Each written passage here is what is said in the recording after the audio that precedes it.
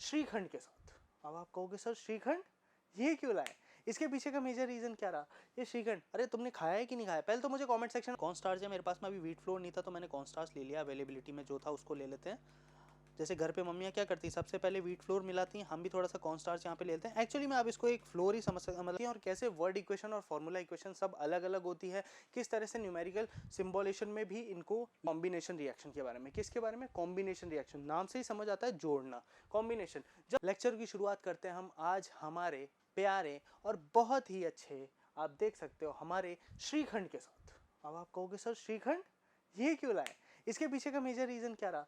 ये श्रीखंड, अरे तुमने खाया है कि नहीं खाया, पहले तो मुझे कमेंट सेक्शन में बताया किस किसने श्रीखंड खाया है, किसको ये पसंद है, किसको नहीं पसंद है, मुझे बताना। और जिसको नहीं पसंद हो वो फिर थोड़ा ऐसा करना, एक काम करना, कमेंट ही मत करना, जिसको पसंद हो वो बताना, ठीक है। क्योंकि हम तो बहुत खाते हैं, गर्मियों में खाई जाने वाली सबसे अच्छी चीज़, और काफ़ी हेल्दी भी रहती है, मतलब हेल्दी क्या, हेल्दी तो सब कुछ ही है मेरे हिसाब से ठीक है, बट मुझे तो काफ़ी पसंद है, मेरे दोस्तों को काफ़ी ज़्यादा पसंद है, और हम सब तो इसको बहुत ही ज़्यादा कंज्यूम करते हैं, बहुत अच्छा भी लगता है हमें, ठीक है। तो आज की हमारी बात किसके ऊपर होने वाली है, केमिकल इक्वेशंस के ऊपर होने वाली है। सबसे पहले मैं केमिकल इक्वेशंस की अगर आपको बात बताऊं तो सबसे पहला इंपॉर्टेंट टॉपिक जो चैप्टर का नाम है उसी से ही बना हुआ है, केमिकल इक्वेशंस। यानी जब हम रिएक्टेंट्स को एक दूसरे से कंबाइन करते हैं ताकि वो कंप्लीटली एक नया हमें प्रोडक्ट दें।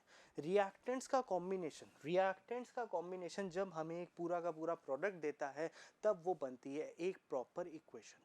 अब ये इक्वेशन हो सकता है वर्ड फॉर्म में हो सकता है ये इक्वेशंस आपके सिंबॉलिक फॉर्म में हो सकता है ये आपके न्यूमेरिकल फॉर्म में हो सकता है ये स्टेट वाइज भी जस्टिफाइज की गई हो सकता है इसको थोड़ा सा इंफॉर्मेटिव भी दिया हो। इन सब की बातें तो हम बाद में करेंगे, लेकिन बेसिक केमिकल इक्वेशन क्या होती है सबसे पहले अब इसको जानो। सबसे पहले आपका बेसिक केमिकल इक्वेशन को समझना बहुत इंपॉर्टेंट है, जिसके लिए मैं शुरुआत करूंगा सबसे पहले method of representing a chemical reaction with the help of symbols and formulae of the substance involved in it is known as chemical equation. मतलब जब क्या किया जाता है केमिकल इक्वेशन की अगर मैं बात करूं तो केमिकल इक्वेशन की टर्म में आपको सिंपली क्या बोला गया है कि अगर हम सिंपल बोले तो जब भी हम किसी भी फॉर्मूलेज या किसी भी सिंबल की हेल्प से, सिंबॉलिक रिप्रेजेंटेशन की हेल्प से हम रिएक्टेंट्स और प्रोडक्ट्स बता पाते हैं। हम रिएक्टेंट्स एंड प्रोडक्ट्स बता पाते हैं, हम बता पाते हैं कि किस तरह से रिएक्टेंट्स का कॉम्बिनेशन करके हमने प्रोडक्ट का फॉर्मेशन किया, किस तरह से हमने रिएक्टेंट्स का फॉर्मेशन करके हमने प्रोडक्ट का फॉर्मेशन किया, और कोई नया ही एक पर्टिकुलरली न्यू सब्सटेंस या न्यू ऑब्जेक्ट हमने डेवलप किया, बनाया इस पर्टिकुलरली न्यू रिएक्टेंट से, तो वो आता है केमिकल इक्वेशन में, ठीक है। हो सकता है इसको सिंबॉलिक प्रेजेंट में भी रिप्रेजेंट किया जा सकता है, फॉर्मूले बेस पे भी किया जा सकता है, वर्ड फॉर्मेशन में भी किया जा सकता है। अब सबसे पहले क्या होता है, substance that react with one another in a chemical reaction are known as reactant. जो एक दूसरे से रिएक्शन करते हैं, देखो अभी मैं आपको बताता हूँ, सबने आज रोटी खाई होगी या पराठा खाया होगा, या हो सकता है लंच में लाया होगा, मैं तो लाया हूँ, आई होप आप भी लाए होगे। अगर आपने वो किया होगा तो आप मम्मी को देखते हो कि मम्मी पता है क्या करती हैं, आटा लेते हैं, रॉ आटा, मैं रॉ आटे की बात करूँ मतलब वो जो पाउडर फॉर्म में होता है जो व्हीट फ्लोर से निकलता है, उसको पहले छानते हैं, ठीक है, ताकि उसमें से थोड़ा बहुत डस्ट पार्टिकल हो या फिर कोई गंदगी हो वो सब अलग हो जाए, सेपरेट हो जाए, उसको हटा देते हैं।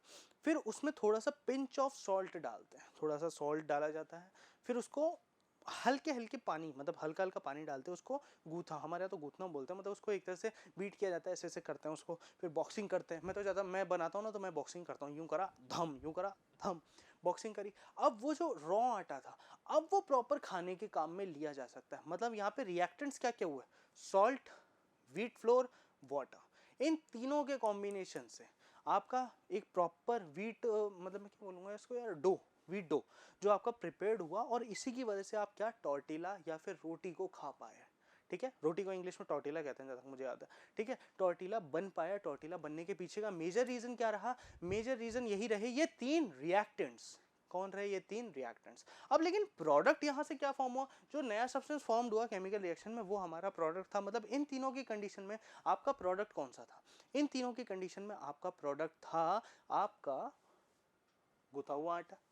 इन तीनों की कंडीशन में देखा जाए तो आपका प्रोडक्ट क्या था, आपका गुथा हुआ आटा। अब यही हम समझेंगे आज हमारे एक्सपेरिमेंट में कि कैसे हम रिएक्टेंट्स और प्रोडक्ट्स को मिक्स करेंगे और किस तरह से ही हुआ। लेकिन अभी दुकान की बात करूँ, चलो दुकान पे वापस आते हैं, तो दुकान पे मैंने क्या देखा कि यार मुझे वहाँ पे श्रीखंड खाने को मिला, बड़ा ही टेस्टी, बड़ा ही अच्छा था। लेकिन जब मैंने हमारे सर्च में देखा, मैंने उस पर सर्च किया कि एक्चुअली में श्रीखंड बनता कैसे, क्योंकि मेरी मम्मी को श्रीखंड बनाना नहीं आता। तो मैंने जब ऑनलाइन सर्च किया तो ऑनलाइन सर्च में मुझे पता चला कि ग्रीक योगर्ट, यानी जो हमारा योगर्ट होता है, दही के टाइप का फॉर्म होता है, योगर्ट, पाउडर शुगर जो आपकी पिसी हुई चीनी आती है, कार्डेम पाउडर, मिल्क, थोड़ा सा सैफरॉन, काजू बादाम पिस्ता, इन तीनों को मिला मुलू के पीस पुसा के कूट कुटा के हमारा श्रीखंड बीट कर करके बनाया जाता है। और इतना टेस्टी लगता है, इतना टेस्टी लगता है ना, मज़ा आ जाता है। गर्मियों का तो सुल्तान है, सुल्तान अली खान श्रीखंड हमारी जान, ठीक है, ये वाली बात आ जाती है और बहुत ही अच्छा लगता है, बहुत टेस्टी होता है। अब ये है प्रोडक्ट और बना है किससे, रिएक्टेंट से। ये बात समझ में आ गई, प्रोडक्ट और रिएक्टेंट तो आपको समझ में आ गए होंगे।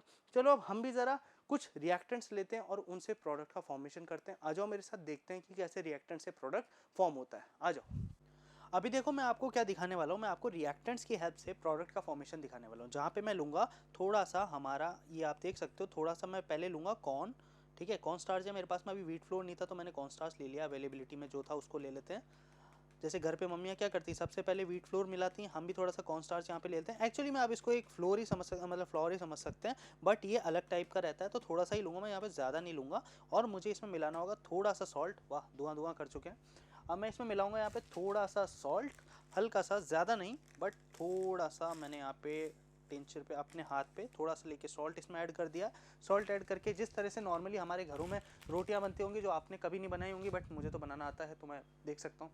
फिर इसके बाद में हमने यहाँ पे ले लिया थोड़ा सा पानी। अब इस पानी को हम क्या करेंगे, हमारे हाथ से लेके हल्का सा डालेंगे और हम इस पूरे मिक्सचर को अच्छे से, ठीक है, अच्छे से इसको पानी के साथ में मिलाएंगे। थोड़ा सा शायद हो सकता है कॉर्न स्टार्च कम मिले, ठीक है। एक्चुअली में आपको पता है ये क्या फॉर्मेशन हो रहा है, ये फॉर्मेशन नॉन न्यूटोनियन फ्लूइड का हो रहा है। अभी आप सोचेंगे सर नॉन न्यूटोनियन फ्लूइड क्या होता है, तो मैं आपको बता देता हूँ। अगर आप लोग हमारे शॉर्ट्स को देखते होगे तो आपको पता होगा, मैंने पहले एक शॉर्ट में नॉन न्यूटोनियन फ्लूइड का जिक्र किया था, जहाँ पे ये एक्चुअली में एक सॉलिड ही होता है। देखो ध्यान से, दिख रहा है आपको, ये एक सॉलिड ही होता है बट ये किसकी फॉर्म में होता है, लिक्विड की फॉर्म में। क्यों, क्योंकि ये हमारे जो नॉर्मल फ्लूइड होता है इसकी कंडीशंस को सेटिस्फाई नहीं करता, ये उससे बिल्कुल ही अलग होता है। तो ये देखो, अब मैंने क्या किया, एक्चुअली में मैंने लिक्विड, कॉर्न स्टार्च और सॉल्ट को लेकर यहाँ पे आपके सामने बना दिया है ये नॉन न्यूटोनियन फ्लूइड, जो काइंड ऑफ थोड़ा सा सॉल्ट हार्ड स्ट्रक्चर रहता है। क्योंकि आप देख सकते हो मैं इसको अपने नाखूनों से स्क्रैच कर सकता हूँ, बट अगर मैं इसको बीट करना चाहूँ तो ये अंदर की तरफ में डिप डाउन नहीं होगा।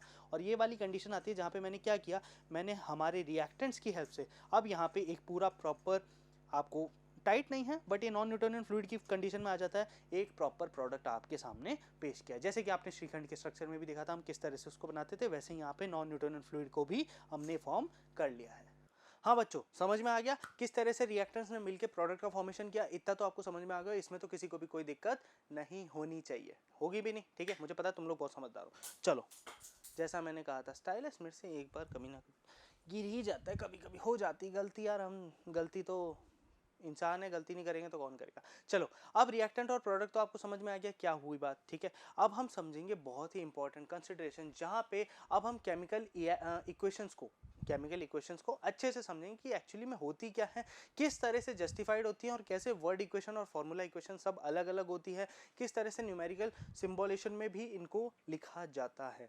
हर चीज़ को समझने के लिए पहले आपको एक बेसिक केमिकल इक्वेशन को समझना होगा, जो है हमारी zinc metal react with dilute sulphuric acid to form zinc sulphate and hydrogen gas. ये होती है जब भी ऐसा आपके पास में पूरी रामायण लिखी हो ना, तो सीधा से समझ जाना ये आपकी क्या है, वर्ड इक्वेशन। क्या है आपका, ये है हमारी वर्ड इक्वेशन। क्या है हमारी वर्ड इक्वेशन, जहां पे मैं बात कर रहा हूँ वर्ड इक्वेशन मतलब पूरा का पूरा वर्ड फॉर्मेशन में लिखा हुआ है जिंक मेटल रिएक्ट, मतलब जिंक ने रिएक्ट किया किसके साथ में, डाइल्यूट सल्फ्यूरिक एसिड के साथ में, मतलब H2SO4। अभी आगे बात करेंगे, टू फॉर्म क्या बना, प्रोडक्ट क्या क्या है, जिंक सल्फेट और हाइड्रोजन गैस। वर्ड इक्वेशन की फॉर्म में इसको अलग तरीके से थोड़ा सिंबॉलिक रिप्रेजेंटेशन में ऐसे लिखा जाता है कि zinc plus sulphuric acid gives zinc sulphate plus hydrogen. ये भी एक रिप्रेजेंटेशन होता है, ठीक है। यहाँ तक आपको बात समझ में आएगी, यहाँ तक तो किसी को भी कोई दिक्कत नहीं होनी चाहिए, ठीक है। ये हमारे वर्ड फॉर्मेशन थे इक्वेशन के, ओके। अब हम आगे बात करते हैं, अब हम सिंबल्स देखेंगे, ठीक है। तो सबसे पहले जिंक का सिंबल हमारे पास में आता है Zn। अब हम सल्फ्यूरिक एसिड पे आते हैं, सल्फ्यूरिक एसिड का सिंबल हमारे पास में कौन सा रहता है, H2SO4, ओके। अगर मैं थर्ड पॉइंट की बात करता हूँ तो हमारे पास में थर्ड पॉइंट कौन सा है, जिंक सल्फेट, जिसका होता है ZnSO4।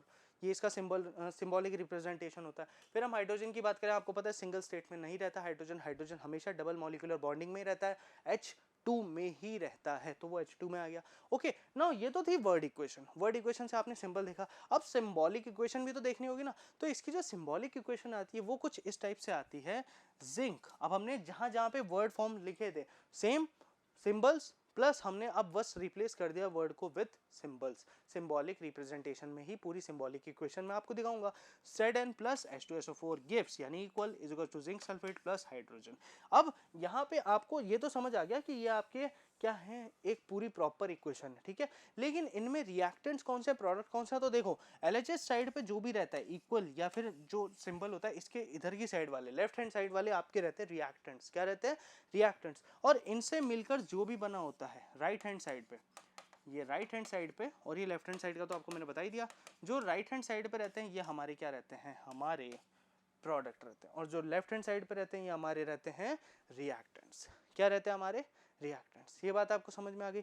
इस पर्टिकुलर पॉइंट पे तो किसी को भी दिक्कत नहीं होनी चाहिए, सबको एक प्रॉपर रिप्रेजेंटेशन वर्ड इक्वेशन का, सिंबॉलिक इक्वेशन का समझ में आ गया होगा। किस तरह से रिएक्शन और प्रोडक्ट डिफाइन है, ये भी रिएक्टेंट और प्रोडक्ट ये भी समझ में आ गया होगा, ठीक है। समझ में आया, बहुत बढ़िया। अब हम समझेंगे हमारे कुछ important type of chemical equations को, ठीक है। इनके बारे में डिटेल में तो हम आगे पढ़ेंगे, डिटेल में तो बहुत कुछ दे रखा है, ठीक है। लेकिन अभी हमें बेसिक बेसिक समझना, तो चलो बेसिक को समझते हैं, जिसमें हमारे पास में ये कुछ है, ठीक है। कुछ 6 टाइप्स के रिएक्शंस होते हैं, ये मेजर केमिकल रिएक्शंस है जो टेक प्लेस करते हैं, बट किस किस टाइप से करते हैं एक बेसिक इंट्रोडक्शन, क्योंकि आगे चलकर इनका पूरा अच्छे से वेल डिफाइंड डिटेल्ड एक्सप्लेनेशन दिया हुआ है, ठीक है। चलो आ जाओ। सबसे पहला हम समझेंगे कॉम्बिनेशन रिएक्शन के बारे में। किसके बारे में, कॉम्बिनेशन रिएक्शन। नाम से ही समझ आता है जोड़ना, कॉम्बिनेशन। जब दो या दो से ज्यादा कंपाउंड एक दूसरे के साथ में कंबाइन होते हैं कोई नया कंपाउंड बनाने के लिए, A plus B equals to A B, मतलब ए और बी दोनों मिले, कोई भी ए कंपोनेंट हो सकता है, बी ए कंपोनेंट हो सकता है, मिलके क्या बन गया, ए बी बन गया। तो ये हो गया कॉम्बिनेशन। कॉम्बिनेशन जोड़ दिया, ए बी, ठीक है, बात समझ में। नेक्स्ट आता है हमारा डिकम्पोजिशन रिएक्शन। कौन सा आता है हमारा, डिकम्पोजिशन रिएक्शन। अब मैं जब डिकम्पोजिशन रिएक्शन, ये मार्कर ना मजे लेता, पता मुझे ऐसा लगता है प्रैंकस्टर है, मेरे साथ प्रैंक करने में मजा आता है इसको। अभी अगर तूने प्रैंक किया तो देखना तेरा हाल, गुस्सा करा रहा है, चलो कोई बात नहीं। ये हमारा डिकम्पोजिशन रिएक्शन है, ठीक है। अभी मैं डिकम्पोजिशन रिएक्शन की बात करूंगा, इसको थोड़ा सा क्लियर आउट कर देते हैं। यहाँ पे आकर वाइट रेड पे रहो, देखते हैं डिकम्पोजिशन रिएक्शन। अब सही है। डिकम्पोजिशन रिएक्शन की बात करूं, decomposition the opposite of a combination reaction, complex molecule break down into a simpler molecule one. मतलब डिकम्पोजिशन में क्या होता है, वहां पे क्या हुआ था, दो अलग अलग प्रोडक्ट मिलके एक नया प्रोडक्ट बनते, अब वो जो प्रोडक्ट बना है उसको वापस तोड़ दिया गया। मतलब ये वैसा ही है जैसा मैंने पेपर टीयर का आपको एग्जांपल दिया था कि रेड कलर का पेपर लो, व्हाइट कलर का पेपर लो, दोनों को फाड़ के एक साथ रखो, रेड और व्हाइट पेपर मतलब बोल सकते हो कॉम्बिनेशन में बन गया। लेकिन मैं दोनों को सेपरेट कर सकता हूँ। अब जब दोनों को सेपरेट करके अलग अलग कर देता हूँ तो वो हमारा डिकम्पोजिशन बन जाता है। क्या बन जाता है, हमारा डिकम्पोजिशन रिएक्शन बन जाता है, ठीक है। ये बात आपको समझ में आ गई, बहुत बढ़िया। नेक्स्ट आएंगे हम प्रेसिपिटेशन रिएक्शन में। इसको येलो कलर से कोई लगाव है शायद, ऐसे ऐसे, हाँ मेरी उंगली अच्छा काम कर लेती है। प्रेसिपिटेशन रिएक्शन, ठीक है। प्रेसिपिटेशन रिएक्शन की बात करूंगा तो देखो, दो सॉल्यूशन अलग अलग सॉल्युबल सॉल्ट के जब भी किसी भी एक इनसॉल्युबल सॉल्ट में मिले, जैसे कि अगर मैं बात करता हूँ, हमने एक प्रॉपर कंपाउंड लिया जो सॉल्यूट के साथ में मिल रहा है बी वाले के, तो वो क्या बनाएगा, एक प्रेसिपिटेट बचेगा लास्ट में, और सॉल्युबल सॉल्ट सी का फॉर्मेशन यहाँ पे होगा ही होगा। मतलब एक नया ही फॉर्मेशन हुआ है। रिएक्टेंट कौन है, ए, और सॉल्यूट सॉल्ट बी, उससे प्रेसिपिटेट बना प्लस सॉल्यूट सॉल्ट सी हमारे पास में बन के आ गया। बात समझ में आई, बहुत बढ़िया। चलो नेक्स्ट हमारा रहता है न्यूट्रलाइजेशन रिएक्शन। न्यूट्रलाइजेशन में बेसिकली बात करूँ ना, होता क्या है, दो अलग अलग बिल्कुल सेपरेट इधर उधर नॉर्थ साउथ को मिलाया जाता है जिससे सॉल्ट बनता है और वाटर बनता है। जिसमें मैं बात करूंगा, हम मिलाते हैं एसिड और बेस को। किसको मिलाया जाता है, एसिड और बेस को मिलाया जाता है, तब बनता है हमारा सॉल्ट एंड वाटर। जब भी हम एसिड और बेस को मिलाते हैं तब हमारे पास में फॉर्मेशन होता है किसका, सॉल्ट और वाटर का। इसी को बोला जाता है हमारा न्यूट्रलाइजेशन रिएक्शन, ठीक है। नेक्स्ट हम बात करेंगे कंबशन रिएक्शन। कंबशन मतलब ऑब्वियस की बात है फायर से रिलेटेड टर्म है। तो हम बात करेंगे, हमने कोई भी एक प्रॉपर कंपाउंड ले लिया, हमने क्या किया, उसमें ऑक्सीजन को मिलाया, ए में हमने ऑक्सीजन को मिला O2 को, तो हमारे पास में वाटर बनेगा, प्लस हमारे पास में कार्बन डाइऑक्साइड गैस भी रिलीज होगी जो हमारे कंबशन में होगी। ऑक्सीजन जब भी किसी कंपाउंड के साथ में मिलता है तो ऑब्वियसली बात है कार्बन डाइऑक्साइड और वाटर को रिलीज करेगा, लेकिन जब ये रिलीज होंगी साथ में कार्बन डाइऑक्साइड और वाटर के साथ में हमारे पास में यहाँ पे ये सिंबॉलिक रिप्रेजेंटेशन है हीट का, कुछ अमाउंट की हीट भी रिलीज होगी। बात समझ में आई? बहुत बढ़िया। चलो नेक्स्ट हम समझते हैं डिस्प्लेसमेंट रिएक्शन के बारे में। डिस्प्लेसमेंट रिएक्शन के बारे में बात समझोगे, एक एलिमेंट जब दूसरे एलिमेंट के साथ में मिलता है तो क्या होता है, वो अपोजिटली डायरेक्शन में दूसरे को डिस्प्लेस कर देता है। जैसे कि अगर मैं ए की बात करूं, ए मिल रहा है बी और सी से, ठीक है, ए मिल रहा है बी और सी से, लेकिन अब बी जो है उसने ए को रिप्लेस कर दिया और ए ने बी की पोजीशन ले ली, यानी अब ए सी बन गया और साथ में कौन अलग हो गया, हमारा बी अलग हो गया। ये बात समझ में आई? मतलब डिस्प्लेसमेंट में क्या होता है, ए ने बी सी के साथ में कॉम्बिनेशन करने की कोशिश करी, लेकिन बी ए की जगह आ गया, ए बी की जगह चला गया, तो ए सी प्लस बी, ये हमारा रहता है डिस्प्लेसमेंट रिएक्शन। ये मेजर 6 टाइप के कॉम्बिनेशन रिएक्शंस आपके साथ में केमिकल रिएक्शन आपके सामने आएंगे, जो आपको काफ़ी ज़्यादा हेल्प करेंगे। आगे इनके बारे में फुल डिटेल में पढ़ेंगे, लेकिन अभी इनके बारे में बेसिक डेफिनेशंस थी। वैसे तो यही है, सब कुछ ज़्यादा नहीं आता, बट वहाँ पे एग्जांपल्स थोड़े वेल डिफाइंड होते हैं, कुछ चीज़ें हम देखेंगे, एक्सपेरिमेंट्स हम समझेंगे, तो वहाँ तक जाने में भी थोड़ा सा टाइम और है, जिसमें मैं जो आपको केमिकल इक्वेशन मैंने अभी जस्ट बताई ना, उस केमिकल इक्वेशन को काफ़ी अच्छे से डिटेल्स में समझाऊंगा कि किस तरह से ये केमिकल रिएक्शंस या केमिकल इक्वेशन जस्टिफाई होती है और इसको और इन्फॉर्मेटिव वे में कैसे लिखा जा सकता है। तो यहाँ तक आज की क्लास में तो किसी को भी कोई दिक्कत नहीं होनी चाहिए, नहीं होगी ना? बहुत बढ़िया।